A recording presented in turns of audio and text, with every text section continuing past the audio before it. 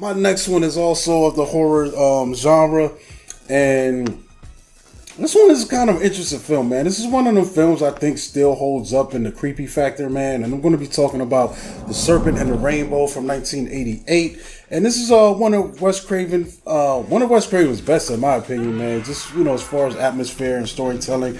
But in this film, the real life aspect of it, there was this author who put out a book of the same title, and he went to Haiti to examine this phenomenon of people being turned to zombies. You know what I'm saying? And a lot of people don't know Haiti is one of the regions where the mythology of the zombie first emerged. I think one of the first films about it might be called A White Zombie or something like that.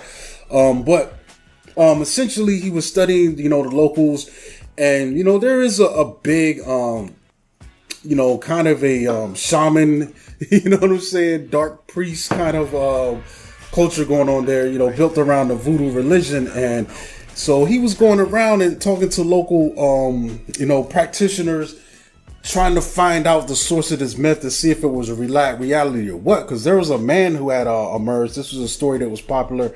And he said it was a guy that was buried before. And 3 days later, he shows up kind of just done, like is in a mindless state. His brain is all jacked up. So, this doctor poking around, what he tends to discover, there's some controversy around this if it was accurate, but some of the concoctions that these priests were giving to some of these guys would induce a state that was similar to death. Like it was low enough to make your pulse rate pretty much undetectable. And a lot of people got buried like this, only to, pop up days later or wake up in a morgue or whatever. And whatever was given to them also kind of left them in this comatose state sometimes, So this film is based around that. In this film, Bill Pullman's character is the same guy that was in this book, in this study, and he goes to Haiti to investigate this and find out what's going on. And I think what's great about this film is that the reality of it is so, like it's pretty much straight from the book, but the liberties that are taken are only to enhance the terror. And you didn't really have to take a lot of liberties. What's crazy enough, there was political turmoil in Haiti to the point where the film production was shut down at one point, and they were told, we can't guarantee your safety. This is the government telling them as they're filming this film, so they decide to finish filming in neighboring Dominican Republic. But what makes this thing so terrifying is the liberties they took to sprinkle this thing with that suspense and terror, and I contributed that to Wes Craven, and it wasn't really hard, man. Like I said, this stuff is dark. A lot of people don't want to deal with things of the dead. We were talking about on the episode of Phantasm how just even being in a morgue or around dead bodies is creepy. So it plays into that, and it's cool, man. There's a lot of science going on in here too, which I praise. It's not all just this supernatural.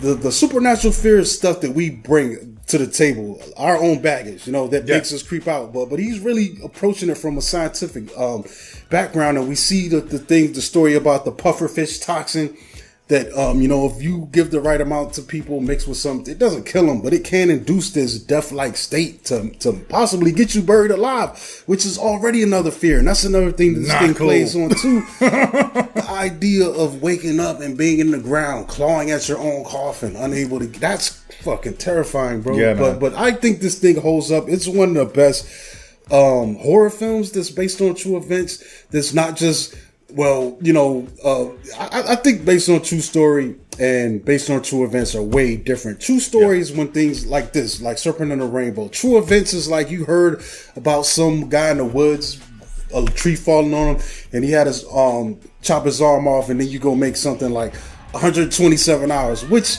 is similar, but it's not the same exact story. It's not the same guy. It's just inspired by. I think that's what they should start saying. Taking a small piece of something and then making some big, large, extravagant situation out of it. Yeah. So the liberties taken here are just, for me, I think more just the atmosphere and adding in that government turmoil, the political stuff, which was real stuff, but he mixed it into this really true story that already existed out there, man. So this is one of my favorite ones, man, definitely.